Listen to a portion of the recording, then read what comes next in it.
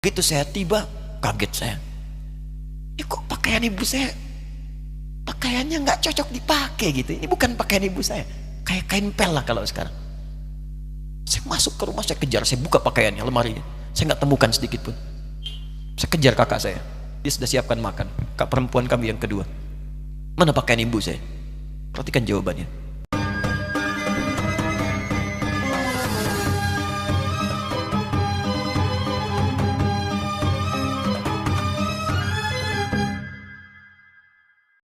Saya katakan pada ibu saya, bahkan Allah akan turunkan saat di dunia.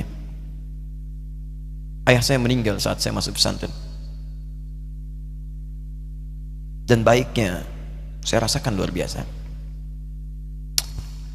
Beliau mengajar di musalla kecil dulu, sekarang jadi masjid. Itu saya selalu dibawa. Beliau mengajar, saya tidur. Sekarang gantian, saya mengajar, beliau tidur. Dan kadang dipangku, gendong sampai pulang. Saya pernah sengaja pura-pura tidur untuk ingin tahu apa yang dikerjakan ayah saya di jalan. Jaga betul supaya nggak bangun. Begitu saya disimpan di kasur dan bangun, diajak bercanda. Saya mau masuk pesantren, beliau nggak sempat ngantar. Saya bertemu, beliau menangis, peluk saya, minta maaf, nggak bisa ngantar ke pesantren. Saya belum mengerti apapun saat itu. Saya bertekad, insya Allah saya belajar dengan sungguh-sungguh. Sepekan dua pekan saya dapat panggilan pulang. Saya tanya pada kakak saya yang ikut, sekarang ada di sini, di mana ayah? Beliau nggak jawab. Sampai di Bandung, paman saya, beliau sekarang Sekom MUI Jawa Barat, langsung menyampaikan, nampaknya nggak akan terkejar sampai sana, mungkin sudah dimakamkan. Saya ngerti, paham saat itu bahwa beliau telah wafat. Maka saya pulang. Maghrib saya sampai, saya dapati ibu di ruangan tengah. Saya datangi, saya menahan tangis, tidak menangis sedikit pun untuk membahagiakan ibu saya. Saya datang, saya peluk, saya temani tidurnya. Itu pertemuan saya dengan ayah saya terakhir di mimpi. Saya bermimpi melihat sudah pakai kemeja, tersenyum, mendadahi saya. Sudah. Besoknya saya cari ke kamar, ternyata Allahu Akbar, apa yang selama ini saya pelajari di pesantren, kitabnya sudah ada di kamar semua, sudah disiapkan. Saya menangis saat itu. Saya bawa mushaf. Jadi bapak saya, ayah saya, itu bajunya pun saat wafat dibagikan kepada sahabat-sahabatnya. Bajunya, kitab-kitab ini dibagikan. Ibu saya menunjukkan kemudian ada jam yang nanti nak pakai. Saya bilang simpanlah. Saya bawa mushaf. Dengan mushaf itu saya duduk di ruangan tengah, saya menghadap ke kiblat dan saya mohon kepada Allah, ya Allah, saya tak punya kemampuan lagi membahagiakan ayah saya saat hidup di dunia, tapi mohon jadikan setiap huruf dalam Al-Quran ini, ya Allah, pahalanya mengalir untuk ayah saya. Begitu saya bacakan saat itu, tak bisa saya berhenti, dan tiba-tiba langsung masuk ayatnya, artinya, posisinya, nomornya, gak pernah berhenti, masuk. Saya bertekad ingin berbuat baik. Puncaknya saya sekolah. Ibu, ya Allah, saya ingin berbakti pada ibunda saya. Anda tahu apa yang terjadi? Demi Allah saya katakan, ketika Anda bersabar, ibu saya, Bu, Pak, itu krisis 97, Pak. Waktu krisis saya masuk pesantren, saya diberikan sempurna bekal seperti anak-anak lain. Rupanya ibu saya sudah tanya kepada santi-santi, orang tuanya, berapa bekal Anda kasihkan? Dikasih yang paling tinggi itu dikasihkan pada kami tiap bulan.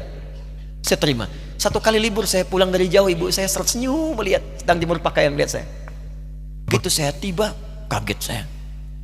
Ini kok pakaian ibu saya, pakaiannya nggak cocok dipakai gitu. Ini bukan pakaian ibu saya, kayak kain pel lah kalau sekarang. Saya masuk ke rumah, saya kejar, saya buka pakaiannya, lemarinya. Saya nggak temukan sedikit pun. Saya kejar kakak saya, dia sudah siapkan makan.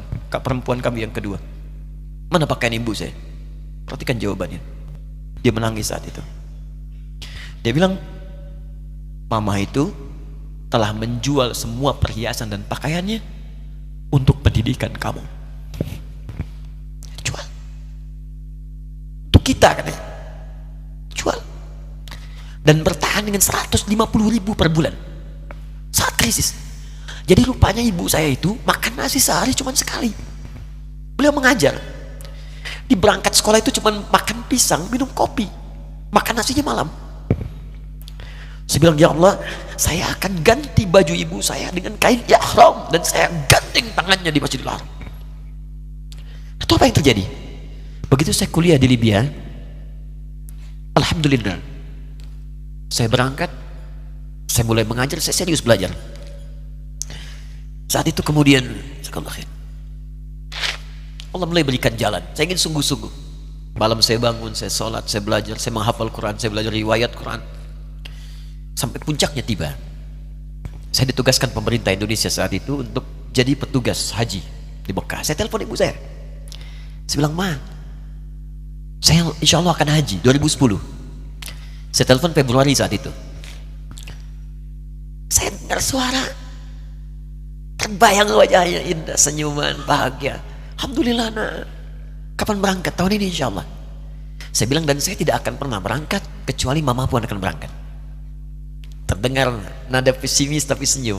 Dari mana katanya? Allah akan kasih, saya bilang. Saya sedang bekerja, berusaha karena Allah. Mustahil Allah akan sia-siakan kita. Berapa butuhnya? Porsinya 25 juta. Kapan harus ada? Bulan Juni. Ya, jadi dari Februari ke Juni itu.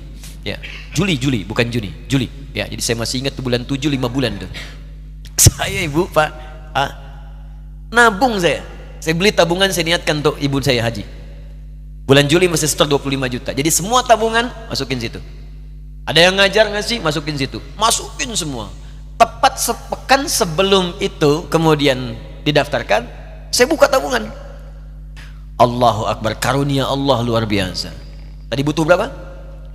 25 juta. Begitu dibuka, Masya Allah, 1 juta. Karena beasiswa nggak banyak, 1 juta.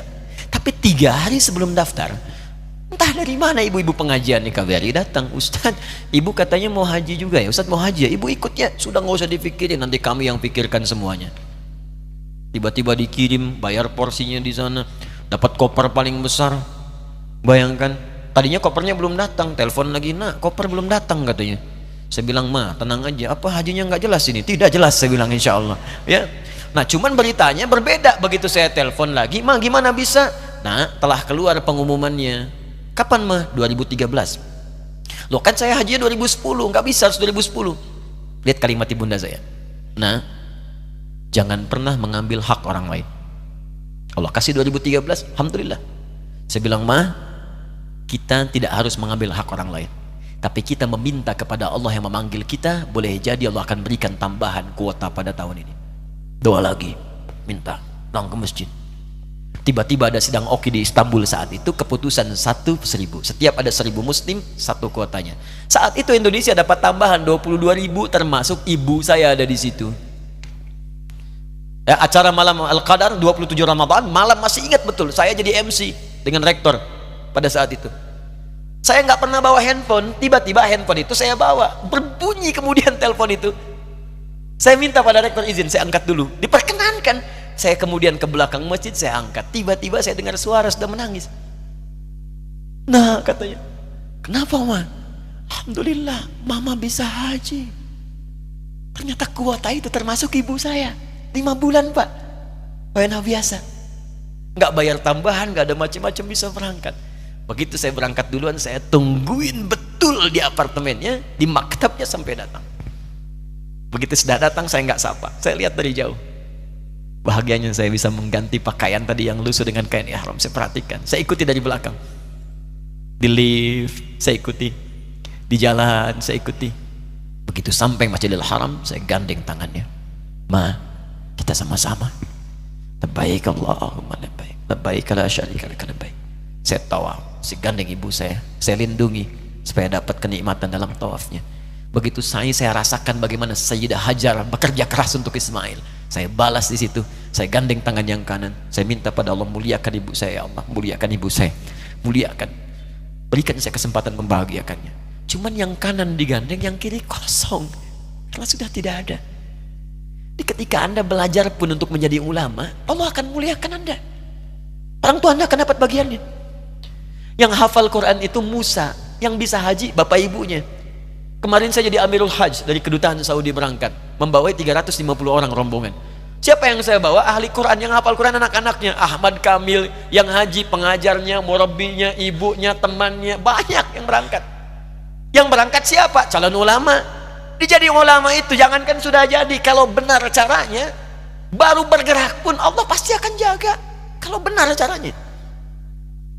Di satu pertanyaan tadi, pilih mana orang soleh atau ulama? Jangan pisahkan, karena jadi ulama itu adalah tingkat tertinggi bagian dari orang soleh. Jadi mesti ada yang jadilah di keluarga.